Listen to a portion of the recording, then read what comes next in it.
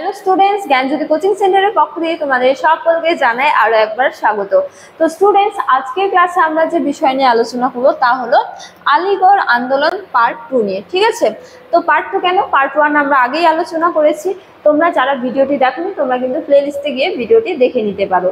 তো আলোচনা শুরু করার পূর্বে তোমাদের বলে রাখি যে তোমরা যারা BKU বা বাঁকুড়া ইউনিভার্সিটির অন্তর্গত 5th সেমিস্টারে রয়েছে, তোমাদের যাদের মেজর হিস্ট্রি রয়েছে তাদের পেপার 9 এর একটি গুরুত্বপূর্ণ টপিক নিয়ে আজকে আমরা আলোচনা করব। তো চলো দেরি না করে আমরা আজকের আলোচনা শুরু করি। তো আগের ক্লাসে আমরা আলোচনা করেছি যে আলিগড় আন্দোলন কি, এই আন্দোলনের প্রাণ পুরুষ কে, ঠিক আছে, বা এই আন্দোলন কে পরিচালনা করেছিলেন। তো সেখানে আমরা দেখেছি যে আলিগড় আন্দোলন যে ছিল, এই আলিগড় আন্দোলন পরিচালনার জন্য স্যার সৈয়দ আহমেদ খান অনুভব করেছিলেন যে মুসলমান সমাজের অগ্রগতির জন্য কোন দুটো জিনিস অত্যাবশ্যক। সে দুটো জিনিস হলো যে ইংরেজদের সঙ্গে সহানুভূতি স্থাপন বা ইংরেজদের প্রতি আনুগত্য প্রদর্শন, এবং দ্বিতীয়ত হলো যে পাশ্চাত্য শিক্ষায় শিক্ষা গ্রহণ। ঠিক আছে, তো আগের ক্লাসে আমরা আলোচনা করেছি যে তিনি কিভাবে ইংরেজদের প্রতি আনুগত্য প্রদর্শন বা তাদের সহযোগিতা আদায়ে সমর্থন হয়েছিলেন, এবং এবারে আজকে আমরা আলোচনা করব যে তিনি এরপর পাশ্চাত্য শিক্ষায় মুসলমানদের শিক্ষিত করার জন্য কি করেছিলেন, ঠিক আছে, বা কি কার্যকলাপ করেছিলেন। তো দেখো, এক্ষেত্রে বলা যায় যে পাশ্চাত্য শিক্ষার প্রসার মুসলিমদের মধ্যে, ঠিক আছে। তো এক্ষেত্রে বলা হয়েছে যে ভারতীয় মুসলমান সমাজের অজ্ঞতা ও কুসংস্কার দূর করে সংস্কারমূলক যুক্তিবাদী মনোভাব সৃষ্টির জন্য সৈয়দ আহমেদ পাশ্চাত্য শিক্ষা প্রসারে আত্মনিয়োগ করেন। এই উদ্দেশ্যে তিনি 1864 খ্রিস্টাব্দে উত্তরপ্রদেশের গাজীপুরে তিনি মুসলমান বালকদের জন্য একটি ইংরেজি স্কুল প্রতিষ্ঠা করেন। তো তিনি বুঝতে পেরেছিলেন মুসলমান সমাজের মধ্যে বা মুসলমানদের মধ্যে পাশ্চাত্য শিক্ষার প্রসার না ঘটালে মুসলমান সমাজের কিন্তু অগ্রগতি সাধন হবে না।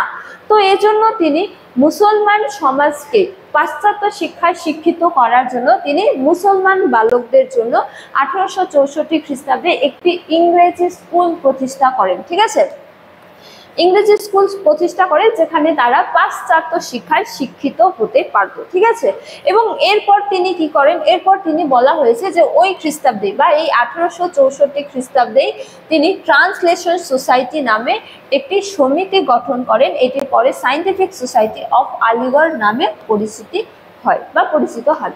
তো এরপর তিনি মুসলমান সমাজের মধ্যে সংস্কার সাধনের জন্য একটি সমিতি গঠন করেন। এই সমিতির নাম কি?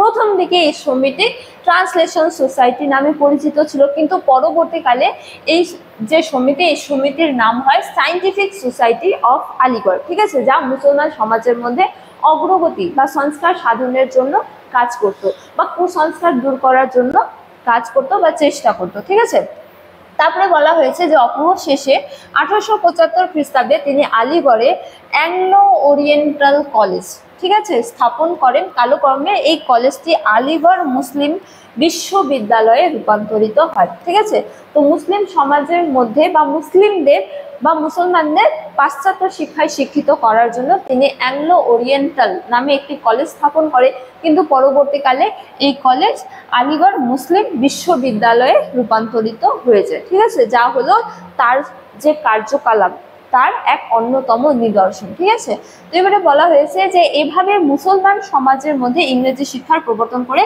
স্যার সৈয়দ আহমেদ আলিগড় আন্দোলনের সূচনা করেন। ঠিক আছে, তো ইংরেজি বা বলা যায় যে ব্রিটিশদের সঙ্গে সহানুভূতি স্থাপনের পর তিনি মুসলমানদের মধ্যে পাশ্চাত্য শিক্ষার প্রসারের জন্য একাধিক কার্যকলাপ করেন, এবং এভাবে তিনি তার যে আলিগড় আন্দোলন, সেই আলিগড় আন্দোলনের সূচনা করেন বা পথ প্রশস্ত করেন। ঠিক আছে, তো এবারে আমরা আলোচনা করব মুসলমান সমাজের রাজনৈতিক স্বার্থ রক্ষা।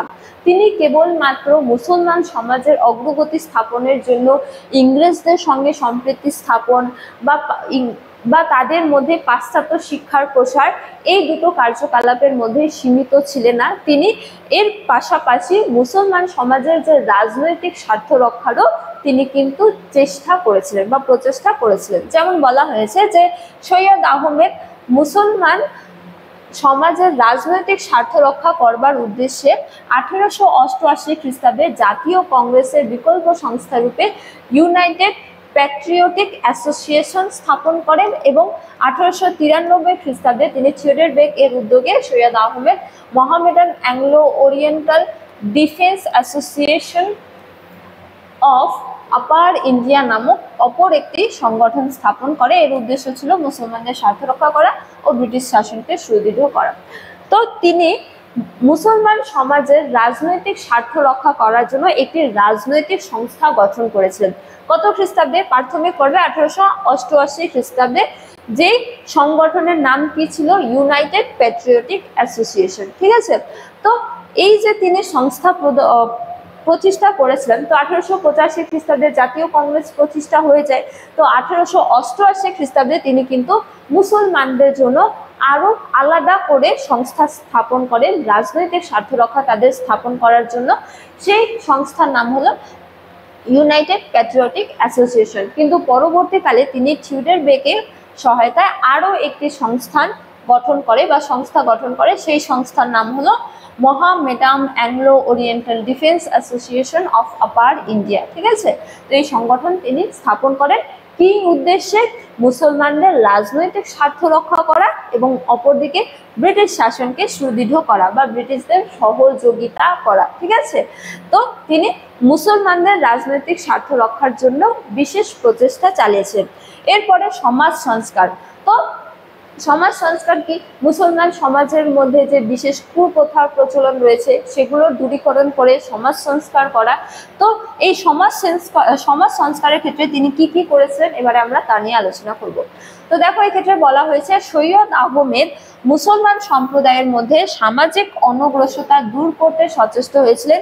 প্রথমত যে তিনি তাদের মধ্যযুগীয় আচার ব্যবহার চিন্তা ভাবনা পরিত্যাগ করতে আহ্বান জানান। যে প্রাচীনপন্থী যে চিন্তাধারা, বিশেষত মধ্যযুগীয় তাদের যে চিন্তাধারা রয়েছে সেগুলোকে দূর করার জন্য তিনি আহ্বান জানান সকলের কাছে।